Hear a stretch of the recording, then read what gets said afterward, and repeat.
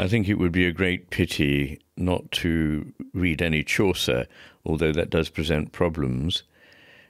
What I've decided to do is to read a fairly faithful translation into modern English that avoids some of the difficulties to the modern ear of Middle English.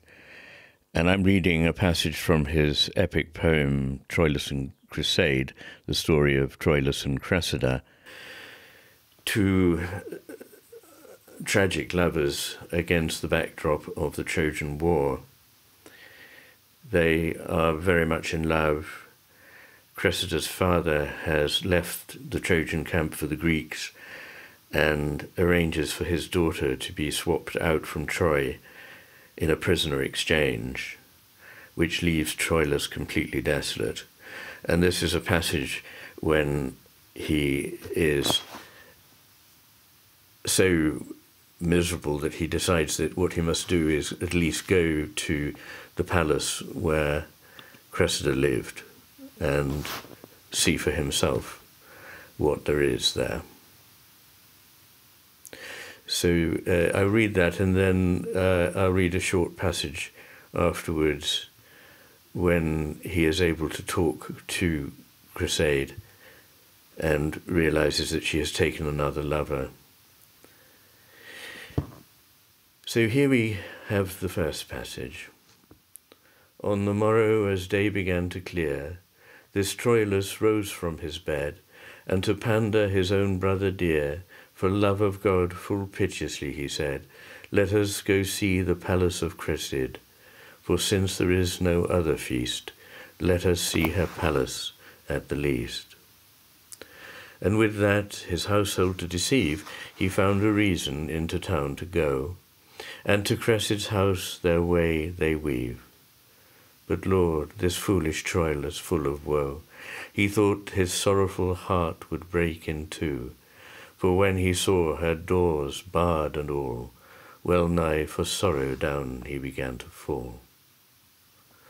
When he began to be aware and to behold how shut was every window of the palace, his heart began, he thought, to grow ice cold, so that with changed and deadly pale face, without a word, he forth began to pace, and as God wills, he began so fast to ride, that no man his countenance espied. Then said he this, O palace desolate, O house of houses once the best, so bright, O palace empty and disconsolate, O lantern of which quenched is the light, O palace once the day that now is night, you truly ought to fall, and I to die, since she is gone who used to be our guide. O palace, once the crown of houses all, illumined by the sun of all our bliss, O ring from which the ruby is let fall, O cause of woe that has been cause of bliss. Since I may do no better, I would kiss your cold doors, if I dared amongst this crowd, and farewell shrine, of which the saint is out. At that he cast on Pandarus his eye with changed face, and piteous to behold, and when he could the right time espy, as he rode to Pandarus he told his new sorrow, and also his joys old, so piteously, and with such deathly hue, that anyone might pity his woe too. For thenceforth he rode up and down, and everything came to his memory, as he rode by the places of the town, which he had once delighted to see. Lo, yonder I saw my own lady dance, and in that temple with her eye clear I first caught sight of my right lady dear. And yonder I have heard right lustily my dear heart laugh, and yonder play I once saw her also full blissfully, and yonder once to me she did say, Now, good sweet, love me well, I pray. And yonder she began me so to behold, that to the death my heart is hers to hold.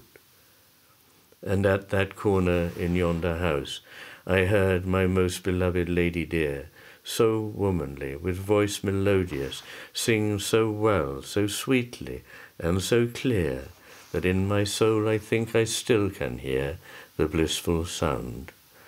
And in yonder place my lady first took me to her grace. And now a passage which is from line 1674 in Book 5 onwards. Essentially what has happened is that when Cressid left, Troilus gave her a brooch, and Troilus goes to the Greeks and sees Diomed, somebody that Cressid has taken for a lover, is wearing this brooch. And you can imagine that this gives rise to certain feelings. So here is the passage in which Troilus speaks. Then he spoke thus: O lady mine, Cressid, where is your faith and where is your honour? Where is your love? Where is your truth? He said. In Diomed you now take pleasure. Alas, I would have thought in true measure that since you would not in truth to me stand, that you would not have taken me by the hand. Who shall now trust in anyone's oath? Alas, I never would have thought ere this, that you, Criseyde, could have altered so. No, had I been guilty and done amiss, I never thought your heart so cruel is as to slay me thus. Alas, your name for truth is lost and gone, and that is now my ruth. Was there no other brooch you might yet have invested your new love with, said he, but that same brooch that I with tears wet and gave to you as a remembrance of me?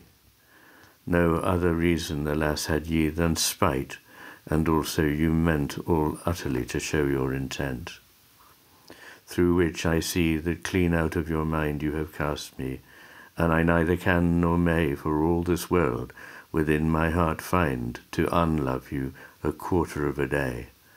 In accursed time was I born, well away, that you that make me all this woe endure, still love I best of any creature.